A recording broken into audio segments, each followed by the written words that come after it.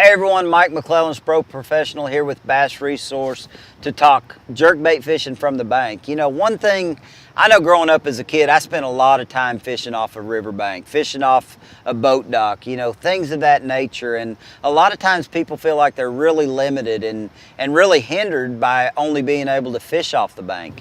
But one thing about it, when it comes to a bait, if there was any bait that I could choose, other than maybe just a straight up topwater, a jerkbait would probably be my second choice of any kind of bait that I could fish from the bank.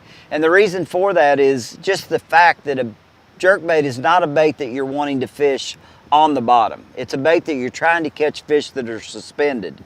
So I don't care if you're fishing ponds, creeks, river channels, a jerkbait is definitely something that you want to keep in mind. I mean, one bait that I would always carry with me if I'm fishing from the bank would be the Spro Zero Minnow. It's a topwater wake style bait, and it's a bait that, you know, if you've got any surface activity, whether it be pond, river, creek, it's going to be a great bait to fish. Another thing that you want to keep in mind is the McStick 115 and the McStick 95, because of the fact that a lot of people like to fish, you know, smaller bodies of water, creeks, ponds, and the little 95 is one of those baits that works really well when you've got smaller forage and just places that have a lot of smaller fish in them.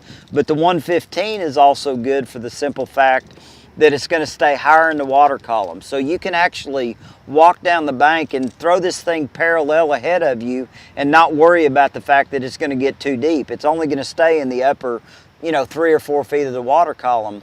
Another key factor, if I was bank fishing a jerkbait much, is taking advantage of the topography of the lake.